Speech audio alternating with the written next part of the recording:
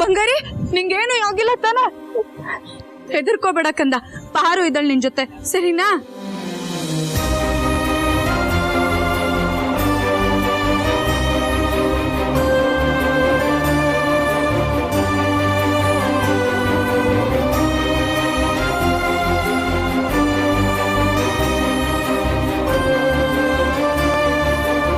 ಪಾರು, ಕ್ಷಮಿಸ್ಬಿಡಮ್ಮ, ದಯವಿಟ್ಟು ಕ್ಷಮಿಸ್ಬಿಡಮ್ಮ. ನಾನು ಇಷ್ಟೆಲ್ಲ ಅವಂತರ ಆಗುತ್ತೆ ನಂಗೆ ಗೊತ್ತಾಗ್ಲಿಲ್ಲಮ್ಮ. ಮಗು ಏನೋ ಪ್ರೀತಿಯಿಂದ ಮುದ್ದ ಕೇಳ್ತಲ್ಲ ಅಂತ ಮೈ ಮರೆತು ಗೇಟ್ ತೆಗಿಬಿಡ್ನಮ್ಮ. ದಯವಿಟ್ಟು ರಮೇಶ್ ಅಣ್ಣ, ಮಗು ವಿಷಯದಲ್ಲಿ ಹೀಗೆಲ್ಲ ಇನ್ನೊಂದ್ಸಲ ತಮಾಷೆ ಮಾಡ್ಬೇಡ.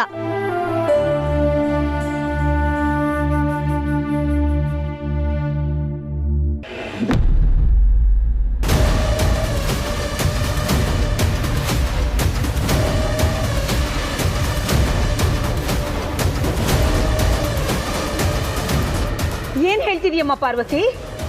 ನಮ್ ಪುಟಾಣಿ ಮೇಲೆ ಯಾರೋ ಕಿಡಿಗೇಡಿಗಳು ಅಟ್ಯಾಕ್ ಮಾಡಕ್ ಪ್ರಯತ್ನ ಪಟ್ರ? ಹೌದು ಅಜ್ಜಿ, ಆ ರೌಡಿಗಳು ನಂಗೆ ಚುಚ್ಚೋಕೆ ಅಂತ ಬಂದಿದ್ರು. ಏನ್ ರಮೇಶ ನಿನ್ನ ಸೆಕ್ಯೂರಿಟಿಯಾಗಿ ಇಟ್ಕೊಂಡಿರೋದು ಏನಕ್ಕೆ? ಮಗುನ ಒಬ್ಬಳೆ ಗೇಟ್ ಆಚೆ ಕಳಿಸಿ ಅವ್ರ ಜೀವಕ್ಕೆ ಅಪಾಯ ಬರ್ಲಿ ಅಂತನಾ? ಅದು ಅಪ್ಪವ್ರೆ, ಮಾತಾಡ್ಬೇಡ ನೀನು.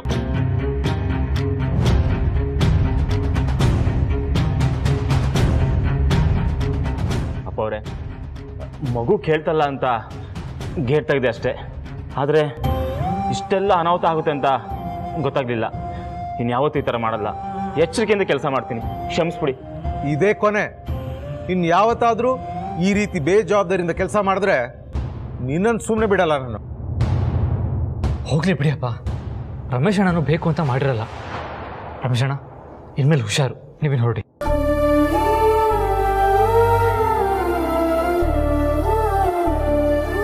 ಸಮಾಧಾನ ಮಾಡ್ಕೊಳ್ಳಿಯಪ್ಪ. ನಾವಿವಾಗ ಕೋಪ ಮಾಡ್ಕೋಬೇಕಾಗಿತ್ತು ರಮೇಶ್ ಅಣ್ಣನ ಮೇಲಲ್ಲ, ನಮ್ಮ ಪುಟ್ಟಿ ಮೇಲೆ ಅಟ್ಯಾಕ್ ಮಾಡಿದವ್ರ ಮೇಲೆ. ಅಲ್ಲಪ್ಪ ಆದಿತ್ಯ, ಅವ್ರು ಯಾರೋ ಜನನಿಗೆ ತೊಂದರೆ ಮಾಡಕ್ ಬಂದಿದ್ದಾರೆ ಅಂತ ಗೊತ್ತಾಗ್ತಿದ್ದ ಹಾಗೆ ಅವ್ರ ಮೇಲೆ ಪೊಲೀಸ್ ಕಂಪ್ಲೇಂಟ್ ಕೊಡ್ಬೇಕಾಗಿತ್ತು ತಾನೆ, ಆಕ್ಷನ್ ತಗೋಬೇಕಾಗಿತ್ತು ತಾನೆ.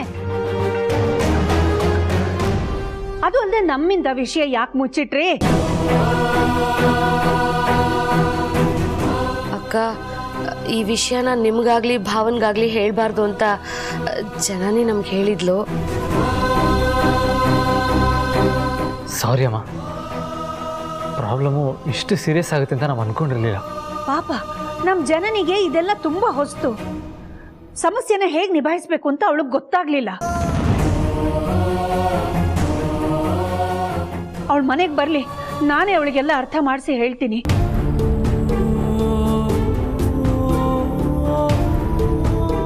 ಅತ್ಯಮ್ಮ, ನಿಮ್ದೇನು ಅಭ್ಯಂತರ ಇಲ್ಲ ಅಂದ್ರೆ ನಾನೇ ಜನನಿಗೆ ತಿಳಿಸಿ ಹೇಳ. ಆಗ್ಬೋದಮ್ಮ, ಅವಳು ಬರ್ತಿದ್ದ ಹಾಗೆ ನೀನೇ ಅವಳಿಗೆ ತಿಳಿ ಹೇಳು.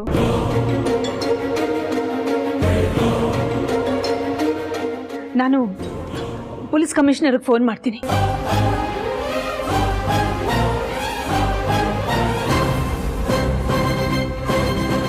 ಹಲೋ ಕಮಿಷನರ್, ನಾನು ಅಖಿಲಾಂಡೇಶ್ವರಿ ಮಾತಾಡ್ತಿದ್ದೀನಿ.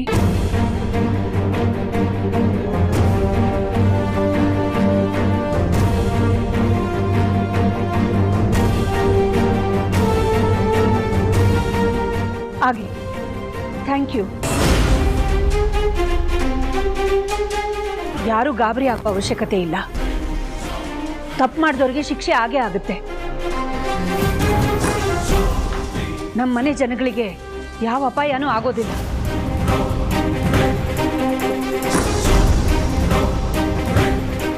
ಇನ್ನು ಮುಂದೆ ಎಲ್ಲರೂ ಹುಷಾರಾಗಿರ್ಬೇಕು. ಮಗುನ ಒಂದನ್ನೇ ಹೊರಗಡೆ ಹೋಗಕ್ಕೆ ಯಾರು ಬಿಡಬಾರ್ದು. ಅದ್ರ ಮೇಲೆ ಸದಾ ಗಮನ ಇರಬೇಕು. ಪುಟಾಣಿ, ನೀನು ಅಷ್ಟೇ, ಒಬ್ಬೊಬ್ಬಳೆ ಆಚೆ ಕಡೆ ಹೋಗ್ಬಾರ್ದಮ್ಮ, ಗೊತ್ತಾಯ್ತಾ?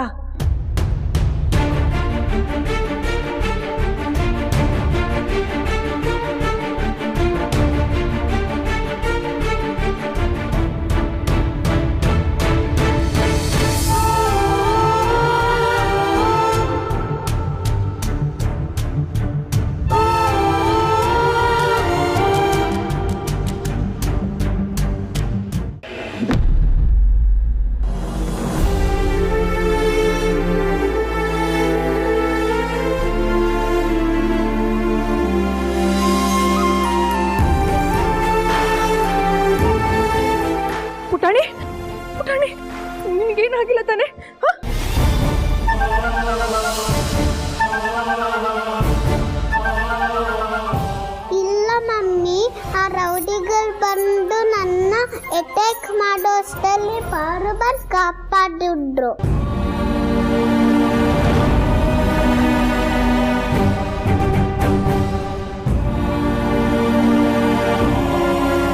ಅಲ್ಲ ಜನನಿ, ನಿನಗೆ ಮಗುಗಿಂತ ಕೆಲಸನೇ ಮುಖ್ಯ ಆಯ್ತಾ?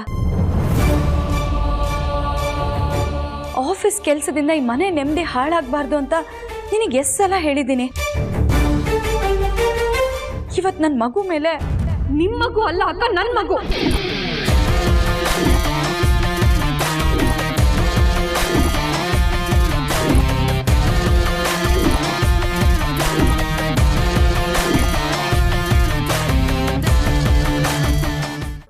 ಶಂಸು ಜನ್ನಿ, ಅದು ಬಾಯಿ ತಪ್ಪಿ ನನ್ನ ಮಗು ಅಂತ ಹೇಳ್ಬಿಟ್ಟೆ. ಅದು ನಿನ್ನ ಮಗುನೇ. ಆದ್ರೆ ನೀನ್ ಬಾಯಿ ಮಾತಿಗೆ ಅದು ನನ್ನ ಮಗು ಅಂತ ಹೇಳಿದ್ರೆ ಸಾಲದು. ತಾಯಿ ಆದವಳು ಮಗುವಿನ ಸುರಕ್ಷತೆನೂ ನೋಡ್ಕೋಬೇಕಾಗತ್ತೆ, ಅದ್ರ ಯೋಗಕ್ಷೇಮನೂ ಮಾಡಬೇಕಾಗತ್ತೆ. ಒಂದ್ ವೇಳೆ ಮಗುಗೇನಾದ್ರೂ ಹೆಚ್ಚು ಕಮ್ಮಿ ಆಗಿದ್ದಿದ್ರೆ ಏನ್ ಮಾಡ್ತಿದ್ದೆ ಜನನಿ?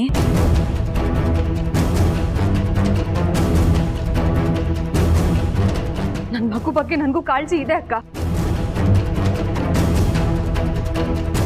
ಕೆಲಸದಲ್ಲಿ ಇನ್ವಾಲ್ವ್ ಆಗಿ ಮಗು ಬಗ್ಗೆ ಗಮನ ಕೊಡೋದಿಕ್ಕೆ ಆಗ್ತಿಲ್ಲ ಅನ್ನೋದನ್ನ ನಾನು ಒಪ್ಪಲ್ಲ. ಅಷ್ಟಕ್ಕೂ ಈಗ ನನ್ನ ಮಗುನ ನೋಡ್ಕೊಳ್ತಿರೋದು ನಾನೇ ಹೊರತು ನೀವಲ್ಲ.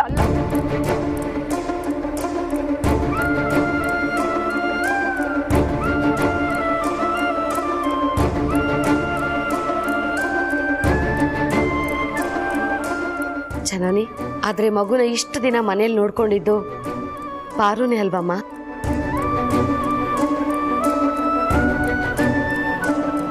ಇಲ್ಲ ಅಂತ ನಾನು ಹೇಳ್ತಿಲ್ಲ ಚಿಕ್ಕತ್ತೆ. ಇನ್ ಮುಂದೆ ನನ್ನ ಮಗುನ ನಾನೇ ನೋಡ್ಕೊಳ್ತೀನಿ.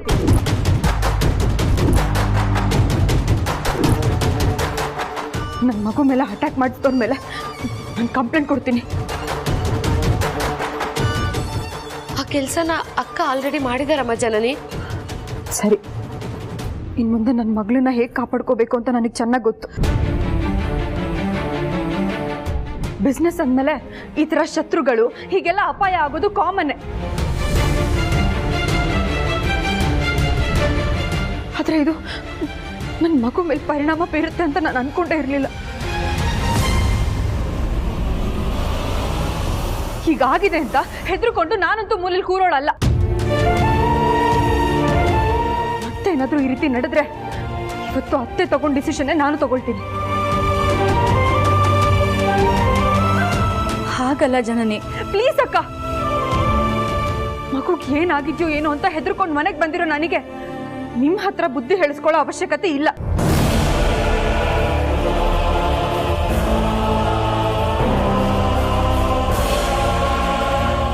ನನ್ನ ಸ್ಥಾನ, ನನ್ನ ಕೆಲ್ಸದ ಬಗ್ಗೆ ಅರ್ಥ ಆಗದಿರೋ ನಿಮ್ಮ ಹತ್ರ ನಾನು ಮಾತಾಡದೇ ಇರೋದೇ ಒಳ್ಳೇದನ್ಸುತ್ತೆ.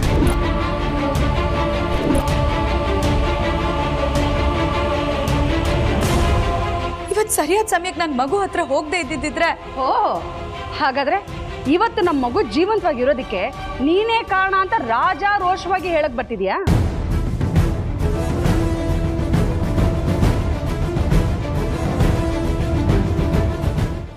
ಅಲ್ದೆ ಜನರೆಲ್ಲ ನಿನ್ನ ತ್ಯಾಗಮಯ್ಯ ಅನ್ಬೇಕು, ಆದ್ರೆ ನಮ್ಮ ಜನನಿ ಮಾತ್ರ ಕೆಟ್ಟ ತಾಯಿ ಅನ್ನಿಸ್ಕೋಬೇಕು.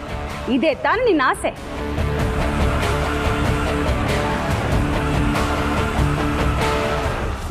ಆದ್ರೆ ಏನ್ ಮಾಡೋದು, ಇಡೀ ದಿನ ಮಗುನ ನೀನೇ ನೋಡ್ಕೊಳ್ತಾ ಇರೋದ್ರಿಂದ ಈ ಅತಿಯಾದ ಆತ್ಮವಿಶ್ವಾಸ, ಈ ತರದ ದಿಮಾಕು ನಿನ್ ತಲೆಯಲ್ಲಿ ಗಟ್ಟಿಯಾಗಿ ಬೇರೂರಿದೆ.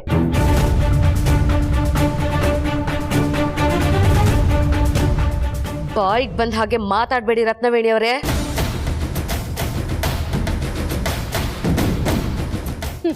ಹೌದೌದು, ಇಲ್ಲಿ ನಾನ್ ಮಾತಾಡಿದ್ರೆ ಮಾತ್ರ ಎಲ್ರಿಗೂ ಬೇಜಾರಾಗತ್ತೆ, ನೋವಾಗತ್ತೆ. ಆದ್ರೆ ಪಾರ್ವತಿ ಮಾತಾಡಿದ್ರೆ ಮಾತ್ರ ಎಲ್ರು ಕಿವಿ ಕೊಟ್ಟು ಕೇಳಿಸ್ಕೊತೀರಾ ಅಲ್ವಾ?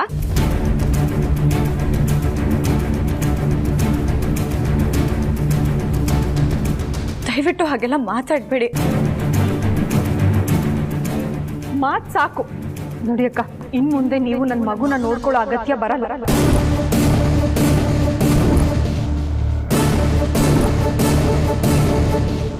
ನನ್ನ ಮಗುನ ಆಫೀಸ್ ಕೆಲಸನ ಎರಡು ಒಟ್ಟಿಗೆ ನಾನೇ ನಿಭಾಯಿಸ್ತೀನಿ, ನಿಭಾಯಿಸಿ ತೋರಿಸ್ತೀನಿ.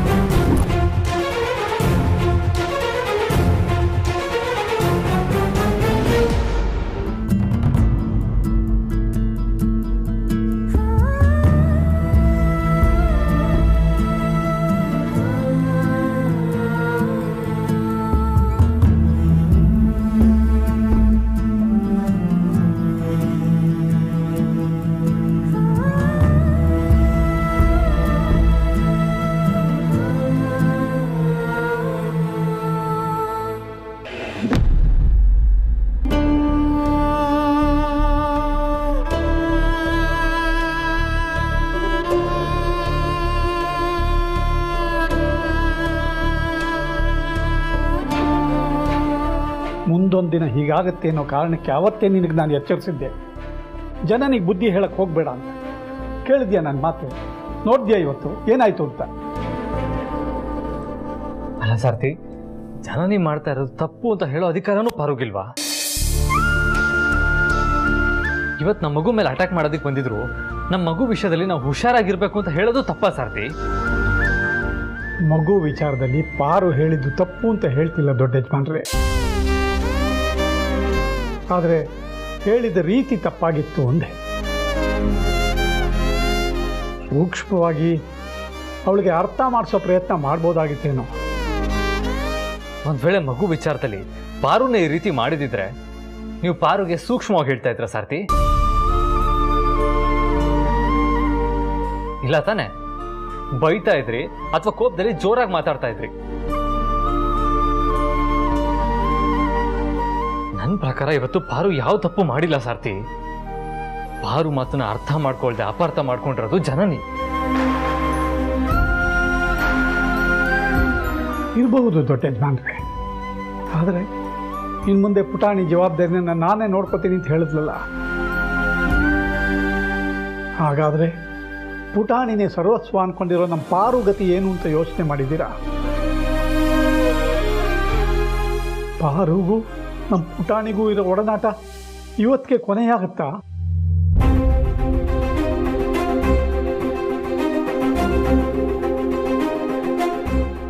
ಖಂಡಿತ ಇಲ್ಲ ಸಾರ್ಥಿ. ಜನನಿ ಏನೋ ಕೋಪದಲ್ಲಿ ಒಂದು ಮಾತು ಹೇಳಿದ್ಲು ಅಂತ ಪಾರು ಪುಟಾಣಿನ ನೋಡ್ದೆ ಮಾತಾಡ್ಸದೆ ಇರೋದಕ್ಕಾಗತ್ತಾ? ಅದು ಅಲ್ಲದೆ ಆಫೀಸ್ ಕೆಲಸದ ಜೊತೆಗೆ ಪುಟಾಣಿನ ನೋಡ್ಕೊಳ್ಳೋದು ಅಂದರೆ ಅದು ಸುಲಭದ ಮಾತು ಅಲ್ವೇ ಅಲ್ಲ. ಜನನಿ ಆಫೀಸ್ಗೆ ಅಂತ ಕೆಲ್ಸಕ್ಕೆ ಹೋದರೆ ಬರೋದೇ ಸಂಜೆ, ಒಂದೊಂದ್ಸತಿ ರಾತ್ರಿನೂ ಆಗುತ್ತೆ. ರಾತ್ರಿ ಬಂದಮೇಲೆ ಪುಟಾಣಿ ಜೊತೆ ಖಂಡಿತ ಅವಳಿಗೆ ಟೈಮ್ ಸ್ಪೆಂಡ್ ಮಾಡೋದಕ್ಕೆ ಆಗಲ್ಲ ಸಾರ್ಥಿ. ಹೀಗಿರ್ಬೇಕಾದ್ರೆ ದಿನ ಪುಟಾಣಿ ನೋಡ್ಕೊಳ್ಳೋದು ಅಂದರೆ ಅದು ಸುಲಭದ ಮಾತು ಅಲ್ವೇ ಅಲ್ಲ. ಮಗು ಜವಾಬ್ದಾರಿನ ತಗೊಳ್ಳೋದಕ್ಕೆ ಪಾರುಗ್ ಮಾತ್ರ ಸಾಧ್ಯ. ಇವತ್ತೇನೋ ಜನನಿ ಕೋಪದಲ್ಲಿ ಏನೋ ಒಂದು ಮಾತು ಹೇಳಿದ್ಲು ಅಂತ ಅದನ್ನೇ ಹಠ ಸಾಧಿಸೋ ಅಷ್ಟು ಕೆಟ್ಟೋಳಲ್ಲ.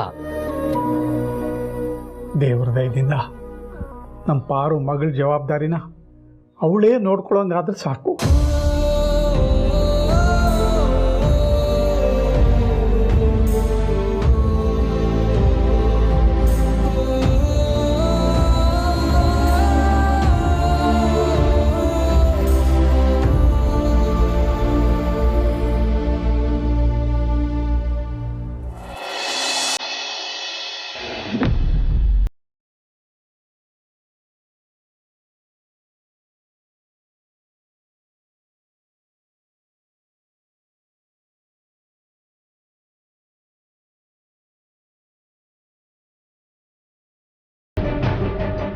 Thank you.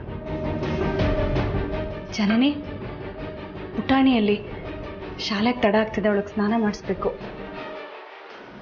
ಪುಟ ನಡಿ ನಡಿ ನಡಿ. ಪಾರು ಪಾರು, ನಿನ್ ನಂಗೆ ಯಾಕೆ ಸ್ನಾನ ಮಾಡಿಸಿಲ್ಲ? ಅಜ್ಜಿ ನಂಗೆ ಮೈ ನೋವಾಗುವಂಗೆ ಉಜ್ಜಿದ್ರು. ಹೌದಾ ಬಂಗಾರಿ? ಶೋ ಲಕ್ಷ್ಮೀ ಪುಟ್ಟ, ಸ್ವಲ್ಪ ಸುಮ್ಮನಿರು. ಸರಿಯಾಗಿ ನಿನ್ ಮೈ ಉಜ್ಜಿದೆ ಅದೆಷ್ಟು ದಿನ ಆಗಿತ್ತೋ ಏನೋ, ಎಷ್ಟೊಂದು ಕೊಳೆ ಇತ್ತು ಗೊತ್ತಾ? ಪುಟಾಣಿ ಬಾಯಿಲಿ. ಏನ್ ನೀನು ಅಜ್ಜಿ ಬಗ್ಗೆ ಹೀಗೆಲ್ಲ ಕಂಪ್ಲೇಂಟ್ ಮಾಡ್ತಾ ಇದೆಯಲ್ಲ? ನೋಡು, ಅಜ್ಜಿನ ಯಾರ ಮುಂದೆನೂ ಹಾಗೆಲ್ಲ ಬಿಟ್ಕೊಡ್ಬಾರ್ದು, ಅರ್ಥ ಆಯ್ತಾ?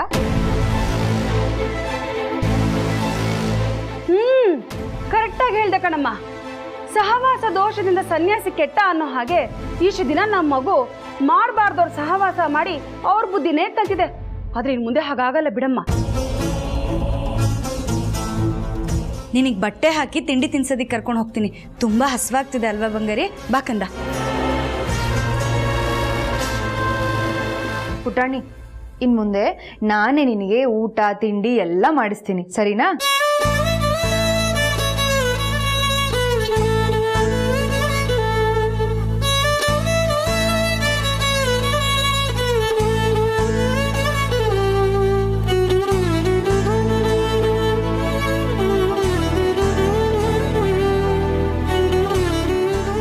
ಮಮ್ಮಿ ನಂಗೆ ಪಾರುನ ತಿಂಡಿ ತಿನ್ನಿಸ್ಬೇಕು. ಯಾಕೆ ಹಠ ಮಾಡ್ತಿದ್ಯಾ? ಹೇಳೋದನ್ನ ಅರ್ಥ ಮಾಡ್ಕೊ. ಬಾ, ಬಟ್ಟೆ ಹಾಕ್ಬೇಕು.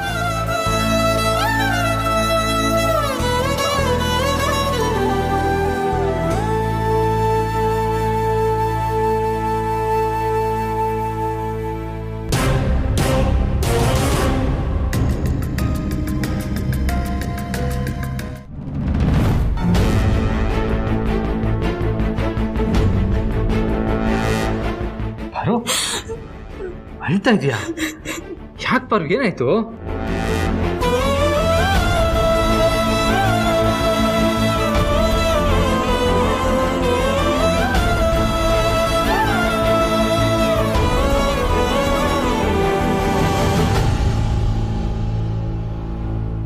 ಪಾರು, ಪಾರು ಏನಾಯ್ತು?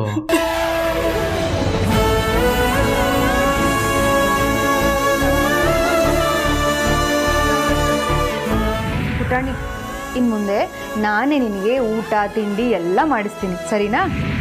ಯಾಕೆ ಹಠ ಮಾಡ್ತಿದ್ಯಾ? ಹೇಳೋದನ್ನ ಅರ್ಥ ಮಾಡ್ಕೊ. ಬಾ, ಬಟ್ಟೆ ಹಾಕ್ಬೇಕು.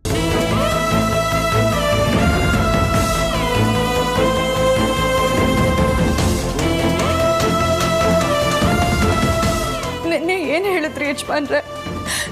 ಮಾತಾಡಿದ್ದನ್ನ ಮುಂದುವರ್ಸ್ಕೊಂಡು ಹೋಗೋಷ್ಟು ಸಣ್ಣ ಮನ್ಸೋಳಲ್ಲ ನಮ್ಮ ಜನನಿ ಅಂತ ಹೇಳಿದ್ರಿ. ಆದ್ರೆ ಈಗ ಅವಳು ಹೇಳಿದ್ದನ್ನ ಮಾಡಿ ತೋರಿಸಿದಾಳೆ. ಈಗೇನು ಹೇಳ್ತೀರಾ?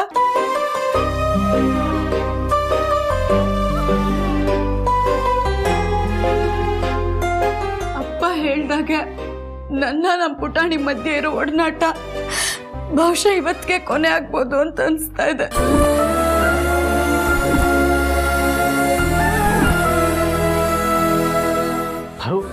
ದಯವಿಟ್ಟು ಹಾಗೆಲ್ಲ ಮಾತಾಡ್ಬೇಡ. ನಾನು ನಿನ್ನೆ ಜನನಿ ಪರ ವಹಿಸ್ಕೊಂಡು ಮಾತಾಡಿದೆ ನಿಜ. ಯಾಕೆಂದರೆ ಅವಳು ಬದಲಾಗ್ತಾಳೆ ಅಂತ ಅಂದ್ಕೊಂಡೆ. ಆದರೆ ಅವಳು ಈ ರೀತಿ ನಡ್ಕೊತಾಳೆ ಅಂತ ನನಗೆ ಗೊತ್ತಿರಲಿಲ್ಲ.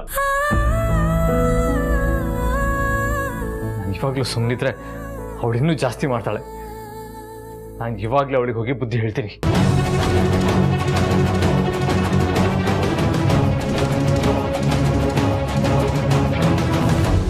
ನೀನೇನ್ ಹಾಕೋದ್ ಬೇಡ. ಯಾಕೆ ಹಾಕೋದ್ ಬೇಡ? ನೋಡು ಪುಟಾಣಿ, ನಾನು ನಿಮ್ಮಮ್ಮ. ಇನ್ ಮುಂದೆ ನಾನೇ ನಿನ್ನ ರೆಡಿ ಮಾಡ್ತೀನಿ ಅಂತ ಹೇಳ್ದೆ ತಾನೆ?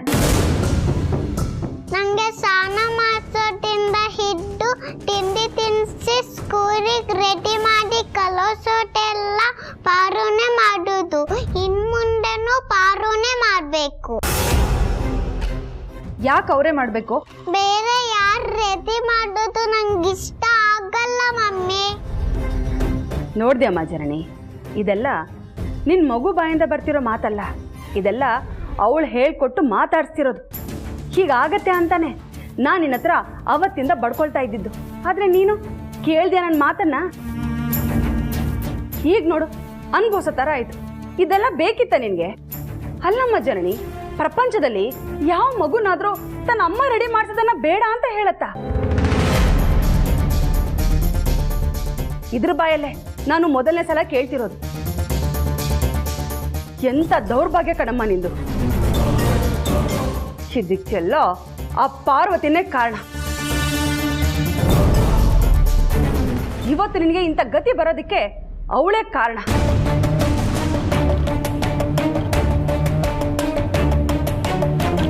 ನಾನು ಕೇಳಿದ್ದೆಲ್ಲ ಕೊಡಿಸ್ತೀಯ ಮಮ್ಮಿ? ನಾನು ಹೇಳಿದ ಮಾತನ್ನ ನೀನು ಕೇಳಿದ್ರೆ ನೀನು ಏನು ಕೇಳಿದ್ರೆ ಕೊಡಿಸ್ತೀನಿ. ಪ್ರಾಮಿಸ್? ಪ್ರಾಮಿಸ್.